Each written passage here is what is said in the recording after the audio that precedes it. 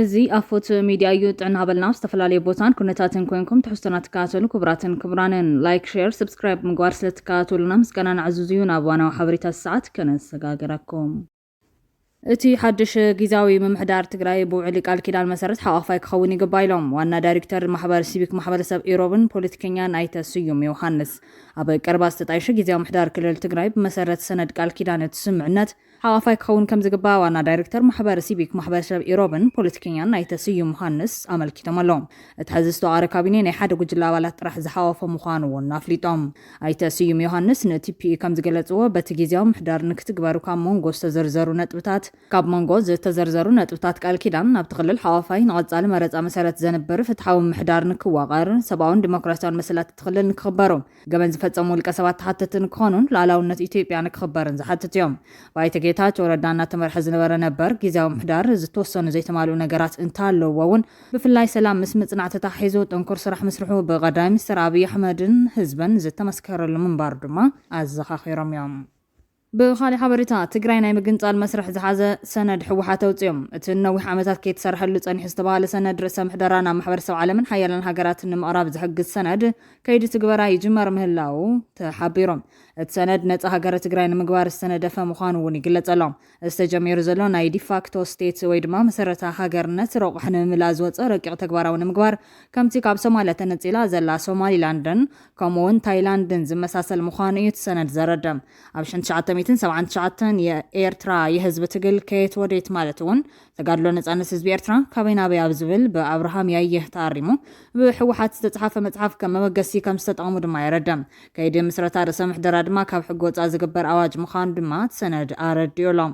እቲ ብሕወሓት ዝተጻሕፈ መጽሓፍ ኣብ ኤርትራ ዝበጽሕ ዝነበረ በደልን ወፃዕን ስዒቡ ዝተኻየደ ቃልስን ፍትሓዊ ከም ዝነበረ ሓተታ ዳህስዎ ምንባር ድማ የዘኻኽር እዮም። እቲ ሕዚ ከም ሃገር ናይ ምዃን ሕልምን ተበግሶን ዘይተወደአ ስራሕ ትግራይ ኮይኑ መፅኡ ዝብል ሰነድ ሕወሓት ዑደት ተቃውሞን ጥድመትን ምብታኽ ተደጋገምቲ ወራራትን ምጽናት ዓሌትን ዘኽተመሉ ግዜ ከም ዝበጽሐ ድማ ይትንተን። ንወለዶታት ህዝቢ ትግራይ ንህላወ ጥራሕ ዘይኮነስ ከም ሉዓላዊ ብሄር ናይ ምህላው መሰሉ ውግኣት ኣካይዱ እዮም። ካብ 17 ዓመት ቃልሲ ኣንጻራርሚ ናብ ስርዓት ደርጊ መንግስቱ ሃይለማርያም ክሳብ መንግስቲ ቀዳማይ ሚኒስትር ኣብይ ኣሕመድ ዝተበገሰ ናይ ዓሌት ምጽናት ኩናት ተጋሩ መሬቶም መንነቶም ክብረቶምን ንምክልኻል ሩባታት ዝዕለቕለቐ ደም ኣፍሲሶም እዮም። ኮይኑ ግና ታሪክ ብሕሱም ተደጊሙ ኣብ ዓውደ ኩናት ዝረኸብዎም ዓወታት ንሉዓላውነት ትግራይ ናብ ዓወት ተተርጊሞ ይፈልጠን። ሕልሚ ሃገር ትግራይ ናፃ ዓርሲ ውሳነ ዘለዋ ትግራይ ኣብ ትሕቲ ኣዋጋዕ ዕዳጋ ዝኣተወ ኣመራርሓ ሻምባቆ ብረት ዝወለዶ ምሕዝነት ከምኡውን ህላዊያዊ መጻወድያ መግዛት ኢትዮጵያ ተቐቢሩ ይቕጽል ኣሎ። እዚ ናይ ህዝቢ ትግራይ ውድቀት ኣይኮነን፣ እዚ ውድቀት ራእይ ምዃኑ ገምጊሙሎ። ዘይውዳእ ወራራት ካብ መንግስቱ ክሳብ ኣብይ ህልውና ተጋሩ መሰረት ዝገበረ ትግራይ ከይተመስረተት ዳግማይ ጆኖሳይድ መንጋዳ ከም ምርኩስ ክጥቀም ከም ዝኽእል እዩ ዝሕብር ዘሎ። ኣብቲ ብሕወሓት ብ1979 ዝተጻሕፈ መጽሓፍ ኣብ ገጽ 37 ዝሰፈረ ካብ ቀደም ጀሚሩ ኤርትራ ናይ ኢትዮጵያዊ ግዛት እያ ተባሂሉ ብናይ ኣምሓራ ግዛትን ኮራኹረምን መደብ ዝተቐመጠ ኣፈ ታሪክ ንብዙሓት ኣደናጊሩ እዮም። ኣደናጊሩ ጥራሕ እንተይኮነስ ቁፅሩ ዘይነዓቕ ህዝቢ ከም ሓቂ ገይሩ ተሪኹ እዮም። እዚ ግን ኣፈ ታሪክ ጥራሕ ዘይኮነስ ፍጹም ኣብ ሓሶት ዝተመስረተ ኣብ ባህላ እዩ ብዝብል ተቐሚጡሎም። ወሲኹ ድማ ኣብ ታሪክ ኢትዮጵያ ማእኸላይ መንግስቲ ዝተመስረተ ገዛዛ ዝተጀመረ ካብ ንግስነት ሃፀይ ምኒልክ ጀሚሩ ክሳብ ሕዚ ዘሎ ግዜ እኳ እንተተቆፂሩ 100 ዓመት እውን ኣይመልአን ብምባል እቲ መጽሓፍ ኣብ ታሪኻዊ ኣመጻጽኣ ቃልሲ ህዝቢ ኤርትራ የዘኻኽር። ሕወሓት ድማ እዚ መጽሓፍ ንኤርትራ ከም ዝጠቐመ ኩሉ ናብ ትግራይ ተግባራዊ ንምግባር ድማ ምሽብሻባት ከም ዘለዎ ሰነድ መስኪሩሎም። ን17 ዓመታት አንጻር ስርዓት ደርግ ዝተኻየደ ዕጥቃዊ ቃልሲ ሓርነት ትግራይ ክወልድ ተባሂሉ ተገሚቱ እኳ እንተነበረ የግዳስ ከቢድ ዋጋ ወሊዱ መራሕቲ ተጋሩ ሕልሚ ሃገር ትግራይ ኣብ ማዕዲ ኢትዮጵያ ብመንበርነት ኢትዮጵያ ተኪኦም ዝብል ክሲ ይቐርበሎም እዮም። ንትግራይ ኣብ ውሽጢ ርእሰ ምሕደራ ብጭቡጥ ተኸቢሩ ዘይፈልጥ ፌደሬሽን ሰሪዖም ሕወሓት ኣብ 1984 ናብ ስልጣን ምድያቡ ጊዜያዊ ዕረፍቲ ዘምፀ እኳ እንተኾነ ንትግራይ ኣብ አዲስ ኣበባ ኣብ ስልጣን ዝተኸኸበ መሪሕነት ሕወሓት ብኣብይ ኣሕመድ ኣብ 2010 ስልጣን ምስ ሓዘም ሕገ መንግስታዊ መሰላት ትግራይ ከም ሓደጋ ሓድነት ኢትዮጵያ ብምቕራጽ ውጽኢቱ ኣማይ ተሻሓት ዝቐጸለ ሚልዮናት ዘመዛበለን ን10ታት ዓመታት ዝቐጸለ ትሕተ ቅርጺ ዝደምሰሰን ምጽናት ዓሌት ክፍጸም ምኽንያት ኮይኑ እዮም። እቲ ኣብ 1979 ዓ.ም ብሕወሓት ዝተጻሕፈ መጽሓፍ ኤርትራ ከም ነጻ ሃገር ንኽትከውን ታሪኻዊ ፖለቲካውን ማሕበራውን ሰብኣዊ መበገስታትን ዘቐመጠ ኮይኖም ነሲዕቡ ዝተኻየደ ናይ ነጻነት ቃልሲ ኣብ ትግራይ ዝተፈጸመ ጆኖሳይዳዊ ኩናትን መሰል ተግባራትን ኣብ ምስረታ ነጻ ሃገረ ትግራይ ኣብ ጥቕሚ ክውዕል ምዃኑ ድማ ይግለጽ ኣሎ። ኣብ ገጽ 42 ድርሳነት መጽሓፍ ይቕጽል። ቁጠባዊ መሪሕ ዝተቐመጠ ዝተቐመጠ ሓተታ ገዛእቲ ንዝገዝእወን ሃገራትን ብሄር ወይ ድማ ግዛታት ኣብ ትሕቲኦም ንምግባር ዝብልዎን ዝገብርዎን ስፍሪ ቁፅሪ የብሎን ነዚ ተግባራዊ ንምግባር መዋእለ ንዋዮም ብምፍሳስ ፃዕርታት ዝገብሩ እኳ እንተኾነ ብዘመነ ሃፀይ ሚኒሊክን ሃይለ ስላሴን ኣብ ኤርትራ ዝገብርዎ ቁጠባዊ ፈሰስን ከም ዘይነበረ እዩ ትድርሳነ ዘረደም እዚ ሓሳብ ድማ ኢትዮጵያ ከም ሉኣላዊ ሃገር ተይኮነትስ ገዛይት ወይ ድማ ቅኝ ገዢ መንባር ይምልከት ካብ ዝሓሊፉ እውን ኤርትራ ናብ ጣልያንን እንግሊዝን ብሸለልትነትን ዘይናተይነት መንፈስን ከም ዝተሸጠት ከም መረዳታ ከቲብዎሎ እዚ ሕዚ ነፃ ትግራይ ዕላው ዝኾነ ሰነድ ኤርትራ ዝተመስረተትሉ ፈለግ ተኸቲልካ ዝኽየድ እኳ እንተኾነ ካብቶም ኣብቲ ነባር መፅሓፍ ሕወሓት ዝሰፈሩ ሓሳባት ፖለቲካ ቁጠባውን ማሕበራውን ስነ ሞጎት ብተወሳኺ ሰብኣዊ ዝብል መርትዖ ተኻቲቱ ከም ዘሎ እዩ እቲ ምስጢራዊ ሰነድ ዘረድም ኣብ ልዕሊ ትግራይ ብሓይልታት ጆኖሳይድ ዝተፈፀመ ጆኖሳይድ ከም ሓደ መርትዖን መሰጋገርን ተገይሩ ክትሓዝ ምዃኑ ይዘረድም መራሕቲ ትግራይ ንነዊሕ እዋናት ታክቲካዊ ህልውና ምስ ስትራቴጂካዊ ራእይ ክላቶም ተራእዮም እዮም ኣብ እዋን ኩናት ናይ መወዳእታ ዓወት ዝብል መብፃዕታት ብምታው ህዝቢ ዕልል ክብል ብግዜያዊ ዓወት ዘላለማዊ ራእዚ ህዝቢ ብቕፅበት ክጠፍ ገይሮም እዮም ኣብ ማእዲ ድርድር ዓወምታት ትግራይ ሓሊፎም ዝሃብ ጥራሕቲ ይኮነስ እቲ ብግዴታ ዝተኸተመ ስምዕ ፕሪቶርያ ንጎበጣ ምዕራብ ትግራይ ናብ ንቡር ኮይኑ ናብ ኣምሓራ ጌርካ ክምዝገብ ምግባርን ንገመናት ኤርትራ ዕሽሽ ብምባል ትካላት ትግራይ ካብ ኣዲስ ኣበባ ኣብ ትሕቲ እዚ ሕወሓት ከኣትዋ ብምግባር ከበድቲ ተቃውሞታት የተኣናግደሎም እቲ ሱር ውድቀት ስነ ሓሳባዊ እዩ ንዓሰርታት ዓመታት ኢሌታት ተጋሩ ኢትዮጵያ ክትሕደስ ትኽእል እያ ዝብል ምድንጋር ተጣቢቆም ብምጽናሕ ዲሞክራሲያዊ ፌደሬሽን ብምስራት ንተጋሩ ከም ካንሰር ዝቆፅር መንግስቲ ተሸኪሞም ብምጽናሕ ከምቲ ኣብቲ ሕገ መንግስቲ ዝቐመጦ ኢትዮጵያ ናይ ማዕረ ህዝቢ ኣይኮነትን ወይ ድማ ገዛ ብሄራት ብምባል ናይ መዝሙር ዘመናት ብምሕላፍ ኩሉ ምስ ኣዲስ ኣበባ ዝግበር ድርድር ህልውና ትግራይ ካብ 4 ኪሎ ክምዘዝ ምግባሮምን ዘመነ ኢህአደግ ምስክር እዮም እዛ ብዝነበረሉ ህሞት እምበር ነፃ ሃገረ ትግራይ ዝብል ሰነድ ወፂ ዘሎም እቲ ዓውዳዊ ሓቂ መቕባል ዝከኣል ትግራይ ምስ ኢትዮጵያ ሓቢራ ክትነብር ኣይትኽእልን እያ መንግስቲ ኢትዮጵያ ብኩሉ ተግባራቱ ንትግራይ ንምዕብላል ብኹናት ብጥሜት ወይ ብቢሮክራሲያዊ ምትላኽ ትግራይ ሓራ ንምውፃእ ድማ የቕሬታ ብምሕታት ጥራሕ ዘይኮነስ ጉቦ ፍርዲ ክትረክብ ከም ዘለዋ ብዙሓት ይስማዕምዑ ኤርትራ ናይ 30 ዓመታት ቃልሲ ዋላ አንጻር ዓለማዊ ተቃውሞ ይኹኑ ናጽነት ክብጻሕ ከም ዝኽእል ዘረጋግጽ እዮም ትግራይ ምስ ጥርንፍ መንነት ወታደራዊ ብቕዓት ኔትወርክ ዲያስፖራ ኣዝዩ ዝሐሸ ቁዋም ምህላው ንኢትዮጵያ ብናይ ዓሌት ቅስለት ኣብ ኣህጉራዊ ቤት ፍርዲ ICJ ምኽሳስ ብሕቡራት ሃገራት ዝቋፀር ሪፈረንደም ክካየድ ምሕታት መሰል ዓርሲ ውሳነ ትግራይ ኣፍልጦ ንክወሃባ መጉስጓስ ጊዜያዊ ምሕዳር ክፈርሱ ምግባርን ናብ ህንፀት መንግስቲ ምቕያር ኣብ ክንዲ ጊዜያዊ ማዓስከራት ንቤት ትምህርትታት ክሊኒካትን ምምዋልን ካብ ማእኸላይ መንግስቲ ክኸውን ዝድንግግ ሰነድ ምዃኑ እዩ ተሓቢሩ ዘሎ ኣብ በርቲ ሃንዳስ ሰነድ ዘለዎ ኣመራርሓ ሕወሓት ከም ዝብልዎ ሱዳን ምስ ዩናይትድ ዓረብ ኤምሬት ዝነበራ ዲፕሎማስያዊ ርክብ ሙሉእ ንሙሉእ ጠጠው ኣቢላ ኣላ ኢሳያስን አልቡርሃንን ማለት እውን መራሒ ሱዳን ናብ ቀረባ እዋን ተራኺቦም ነይሮም ዩናይትድ ዓረብ ኤምሬት ብምክንያት ቀይሕ ባሕሪ ኣብ ኤርትራ ስትራቴጂክ ድሌት ከም ዘለዋ ፍሉጥ እዮም ይኹን እምበር ካብ ኢትዮጵያን ኤርትራን ክትመርፅ እንተኮይና ንኢትዮጵያ ክትመርፅ ናይ ቀይ ባሕር ድሌታ ገዲፋ ዘይኮነስ ምስ ኢትዮጵያ ኮንካ ንኤርትራ ብምውቃዕን ብምድኻመን ስትራቴጂክ ድሌታ ዘማለ በፅሒት ቀይሕ ባሕር መርካብን ምውናንን ከም ትኽእል ብምስላሕ እዩ ልክዕነት ስልሒት ብዘይገድስ ኣብ ዝግልጽ ዝኾነ መስመር ይሰመር ይፍጠረሎም ሰሜናዊ ኣንፈት ገዛውትና ክፉት ናይ ምዃን ዕድሉ ሰፊሕ እዩ እቲ ሕቶ 360 ዲግሪ ተኾርሚኻ ኣብ ሙቕ መቕሎ ከም ዝተቐመጠ ጠስሚ በብመዓልቱ ንሓቐካ ትጠፍእ ወይስ ንጊዜ እውን እንተኾነ ዝተኾርመ እግርኻ ሳፊሕኻ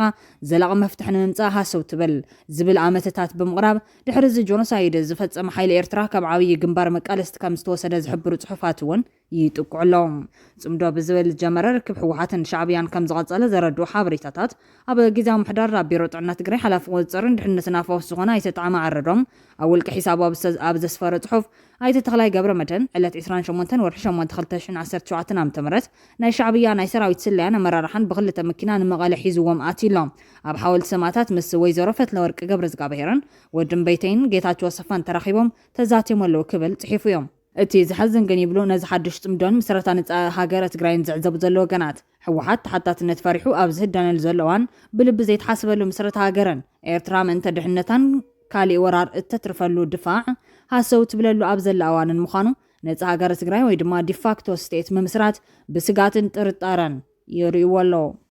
ብኻሊ ሓበሬታ ፎት ሚድያ ፈተና ቅትለት ከም ዝተገበረሉ ክዝረብ ዝቐነ ብርሃነ ገብረ ገርግስ ሰብ ዝሳነ ሰብ ኣብ ቀይዲ ከም ዛቶ ተፈሊጦም ብርሃነ ገብረገርግስ ሰብ ዝሳነሰብ ብትእዛዝ ፌደራል መንግስቲ ትግራይ ፖሊስ ትማሊ ድሕሪ ሰዓት ኣብ ቀይዲ ከም ዝውዓለን ናብ ፌደራል ይወሰድ ንምውሳን ሎሚ ዝግበር ኣኼባ ከም ዘሎ ተሓቢሮም ካብቲ ዝተተሓዘሉ ናይ ክፍለ ከተማ ፖሊስ ጣብያ ናብ ፖሊስ ኮሚሽን ከም ዝመሓላለፉ ሓቢሮም ብምንታይ ምክንያት ከም ዝተተሓዘ ዝተሓተቱ ፍልፍላት ኣካል ሰራዊት እናሃለዎም ናብ ኣስመራ ገይርዎም ዝተባሃለ ጉዕዞ ዝተተሓሓዘ ምዃኑ እኳ እንትሓበሩ ፖሊስ ብርሃነ ገብረገርግስ ኣብ ቀይዲ ምእታው ናይ ቤት ፍርዲ ትእዛዝ ይርከብ ኣይርከብ ዝብልዎ ነገር የለን ኣብ ውሽጢ መሪሕነት ህወሓትን ዝተፈጠረ ምክፍፋል ስዒቡ ኣብ ተኸለል ፖለቲካውን ፀጥታውን ስጋታት ተፈጢሩ ከም ዘሎ ገለጹ እዮም ብዘይካዚ ኣብ መንጎቲ ብዶክተር ደብረጽዮን ገብረ ሚካኤል ዝምራሕ ክፋል ህወሓትን መንግስቲ ኤርትራን ስቱር ዝምድናታት ይካየድ ከም ዘሎ ብሰፊሑ ክግለጽ ፀንሐ ኮይኖም ብርሃንን እቲ ዝምድና ዝምልከት መርገፂ ዘንጸባርቕ ተደጋጋሚ ቃለ መጠይቃት ክካየድ ተሰሚዑ እዮም ብርሃነ ሰብ ዝሳነሰብ ኣብ ዝሓለፈ መዓልታት ፈተነ ቅትለት ተገይሩለይ ክብል ምግላጹ ድማ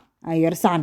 ኣብ ከተማ መቐለ ኣብ ልዕሊ ሓደ ውልቀ ሰብ ዘነጻጸረ መጥቃዕቲ ቦምብ ፈጺሞም ኢሉ ዝጠርጠሮም ሰባት ኣብ ቀይዲ ከም ዘተወ ፖሊስ ክገልጽ ዝጸንሐ ኮይኑ ብዛዕባ እቲ ኣብ ከባቢ መንበር ገዛ ብርሃነ ገብረገርግስ ዝተባሃለ ንጣፍ ማሕበራዊ ሚድያ ከም ዝተፈጸመ ግን ፖሊስ ገሊጹ እዮም እቲ ፍጻመ ኣብ ክፍለ ከተማ ሓድነት ጥቓ ሆቴል ዶራምባ ዝተኻየደ ምዃኑ እውን ወኪል ቢቢሲ ካብታ ከተማ ኣረጋጊጾም እቲ ቅድም ክብል ልፍዓቲ ተስፋ ከምኡውን ኣብ ቀረባ እዋን ሰብ ዝሳነሰብ ብዝብል ኣስማት ማሕበራዊ ሚድያ ዝፍለጥ ነጣፊ ኣብ ዝተፈላለዩ ማዕኸናት ማሕበራዊ ሚድያ ቀሪቡ ብዝህቦ ርእቶታት ኣካታዓይ ኮይኑ ዝጸንሐ ሰብ እዮም ፖሊስ ነቲ ጉዳይ ኣብ ምምርማር ከም ዝርከብ ብምግላጽ ዝርዝር ሓበሬታ ካብ ምሃብ ተዋጢቡሎ ብርሃነ ፖሊስ ምርመራ ጻፊፉ ቅድሞ ሞዱ ቃለ መሕተት እንተዘይህብ ከም ዝምረጽ ብፖሊስ ንዝተዋሃቡ ሓበሬታ ተደሪኹ መብርህ ካብ ምሃብ ከም ዝተቆጠበ ንቢቢሲ ገሊጹ እዮም ቢቢሲ ካብ ምስክር ዓይኒ ዝረኸቦ ተወሳኺ ሓበሬታ ከም ዘመላኽቶ ግን እቲ መጥቃዕቲ ውልቀ ሰብ ናብ ገዝኡ ምስ ኣተወ ኣብ ውሽጢ ደቓይቕ እዩ ተፈጺሞም